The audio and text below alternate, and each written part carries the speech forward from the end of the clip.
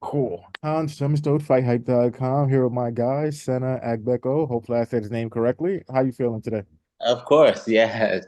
I mean, I feel good. I'm feeling pretty strong. I'm feeling the strongest I've ever, felt in a long time. I've made some changes to my diet, how I approach eating and everything. So I'm feeling pretty good, especially being out here, So I know last time I spoke to you, you said that you were thinking really seriously about going down to 160 pounds. Is that still in the plans, or are you planning on sticking oh around? yeah, Yeah. that's no, that's still very much on the table. The thing is, there are some fights at 160 that ideally I would like, but then the thing is, it's you need two people to tango, and if there's nobody that's willing to come to the table, then it makes it hard to stay there. And I feel like going down to 160, which I'm very capable of making, will give me a chance to relaunch, um, my goals to becoming world champion. I recently actually got an offer to fight, and I'm not gonna say the name, but a former champion at 168. And I was supposed to receive the contract, but apparently they changed their minds last minute. So that would have been on the Jorge Masvidal, which is an MMA card. It would have been on that card, but then on June 1st. But then I think they changed their mind. So that kind of left me without anything. But I'm definitely seriously considering the 160, and everything I'm doing right now is geared towards that. If I had to, am I allowed to guess who that opponent was? I think I know who it is. No, no, I don't want you to try to guess because I'm not gonna say it. I got you. I think I have a feeling I know who it is, but Okay. All right, just keep it in your thoughts. got you. You know, I'm We can kind of talk about it afterwards. for sure. You know, I'm a little plugged in, so I have a feeling I know. Yeah. But okay.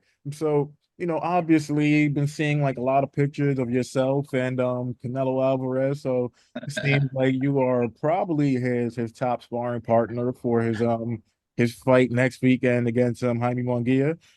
Yes. When did you get the call, and like how did that whole thing come about? I mean, it was insane. I had gone to San Diego to spar one of my boys over there. He had previously worked with Canelo, and then his coach was like, "Hey, would you like to um get some working with him?" And I was like, "Of course. I mean, why not? I mean, this is my profession, and this is what I do, and it would be an honor. I mean, this guy is the champion at the weight that I competed at, or I've competed at for pretty much most of my career. So why not?"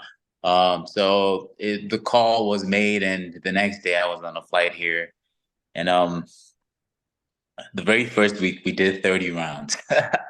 It was like a baptism of fire, and these are no 3 minute rounds. No, these are longer. So like these are even so much more. So like there's just so much more like discipline and yeah, everybody works hard. Every camp I've been to myself, I work extremely hard.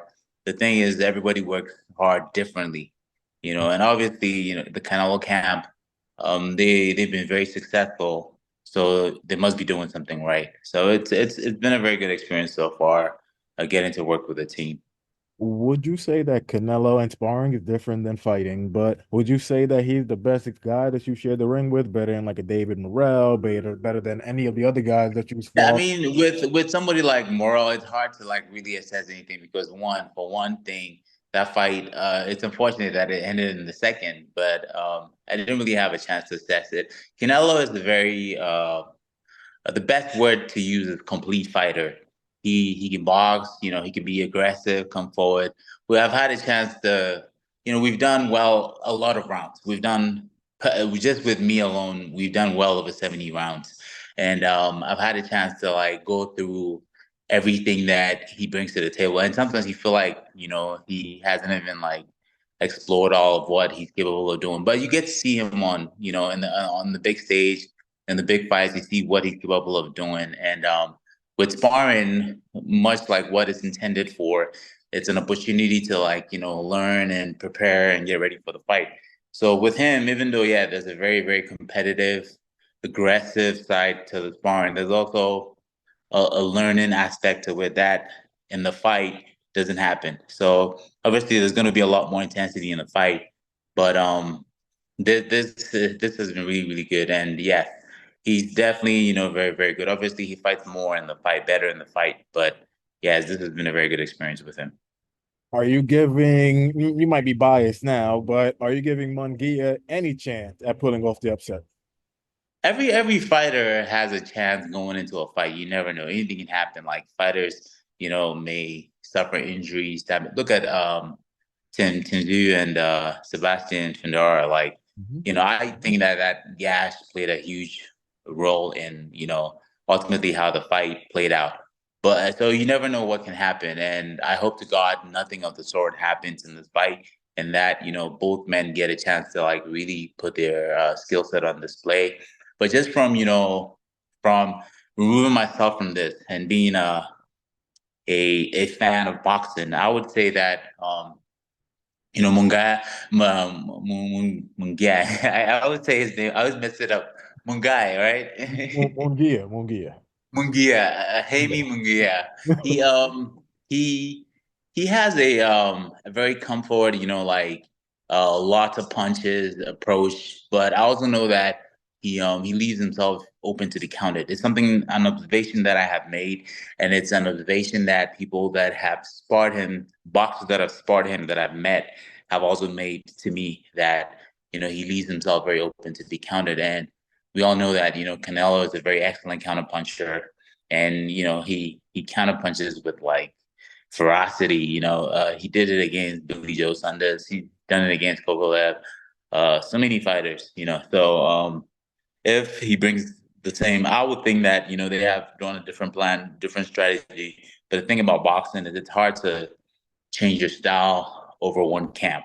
So just based off how both of them are, I would say I'm predicting like definitely a stoppage win.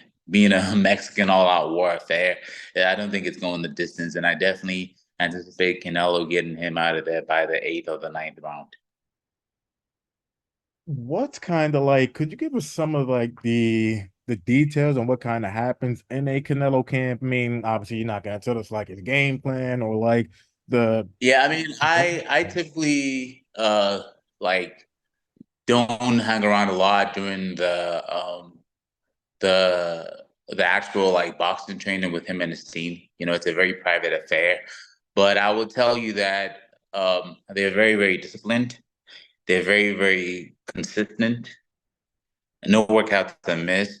Um, everything that they plan to, always follow through. So it's two, maybe even more workouts a day every day, and they're very consistent. I know, of course, obviously Sundays are rest days, but then every day it's super super consistent, and they have a.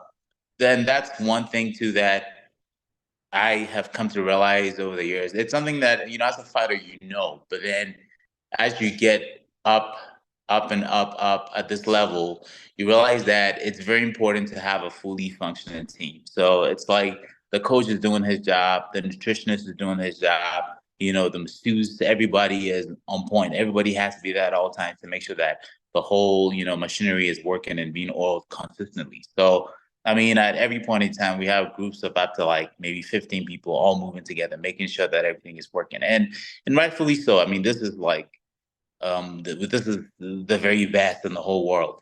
So obviously it has to, command that type of attention and detail to preparation. So um all of that is what happens. You see the team moving constantly together, working together, making sure that everything is on point to make sure that he's successful come May 4th. um I have to ask you, because Morel, I mean, you've shared the ring, Morel. I know you said it only went two rounds, but you've still been in the ring with him. You felt like his Mm-hmm. aura, you felt his power, you felt like seeing like his foot, Mm-hmm. things like that. Like Mm-hmm. Morel would love a shot at Canelo. Would you give him Mm-hmm. much of a chance? Do you think it's like 50-50, or you think nah, Canelo will find a way to stop him? I mean, at the end of the day, I have, I feel like I'll always be biased against Morel because I don't like the guy. That's the fact. Other than the fact that yes, I lost to him, I feel like there's so many things that happened that I've actually moved past a little bit but it doesn't mean that I have to like him. So I feel like I'll always be biased in my assessment. Well, not always. I mean, if it's there to be said, I will say it as it is. But Canelo has been at the top of the sport for a really long time. He's a master of what he does, and I like much like other people have said. I feel like Morel just needs time to get there and to get ready for him. I feel like if he takes his time, he's already moving up in weight. By the way, he's moving up to 175, so that kind of takes it out of the question. But I mean, anybody would make weight for Canelo, so you Mhm. just never know. Yeah. Last two questions for you, man. Because I know when I spoke to you, one of the first things you was just like the whole drug testing thing with Team Morel. Hmm. I believe Yes. you said that they either didn't get tested or you didn't get a chance to like see the results or anything like that. It's been a few No, we months. did not get tested at all. No, it was the whole thing was very, very, I feel like they, the team, they really orchestrated this grand plan that came to fruition that night. It started with the whole Vegas issue, the whole setup there, getting me off the card, and then, putting the fight in Minnesota, and then having me sign a contract, a WADA contract, a World Anti-Doping Agency contract to be tested throughout the training process leading up to the fight. So like we were not, I wasn't tested. I know for sure he wasn't tested. And so we get to the fight and I'm curious about the whole thing. So, I had asked around about testing and nobody really had a definite answer for me, but I was okay with it because I assumed that for sure on fight night we would be tested. So I specifically asked my inspector, and I'm sure if I go and look up on my box record, a woman, I can't remember her name right now, but I specifically asked her, I was like, hey, are we getting drug tested? We need to get drug tested. And then she was like, oh, let me go find somebody else and speak to somebody up higher and see what the deal is with that. And then she was like, oh, I know in the past, tests have been done here, but let me go verify. So she goes, she's gone for about 20 minutes. She comes back and then she's like, she said clearly in these like same words, the state of Minnesota does not require testing, does not require drug testing. So they've opted not to do any drug testing for this fight. And this was moments before I was about to walk out. You understand? This was moments. And I was like, what? This is ridiculous. We signed a contract to be both the drug tested. So it was kind of shocking that, they knew what they were doing. They played it out. And that's why I'm not saying that I've never said that he doped but it's been a consistent theme throughout his fights. And I feel like, if and then also I have a problem with the WBA as well. The way they've done the things. The way they just move people in and out of rankings when they want. It's almost like it's they exist just to please certain people that have the money. And that's really how boxing is anyway. It's like, yeah, whoever has the money gets to talk and they set up, they create the narrative and whatnot. And as much as I want to move past, and I feel like I have for the most part, those are issues that still linger. And I'm pretty sure that further down the line, as he moves up more and more, it's gonna come up even more, and people are gonna raise the issue. It just really sucks that I have been a victim of it, but it is what it is. So One more question for you. So in terms of the whole Morel thing, was that, I mean, you don't have to tell me like the exact numbers or anything like that, but was that like the highest purse you ever made? yeah, that was the highest purse I ever made. And even then I feel like, I was there were a lot of dealings in the back that went all right. At the end of the day, Wait, um, hold on 1 second. Hold on 1 second. yes.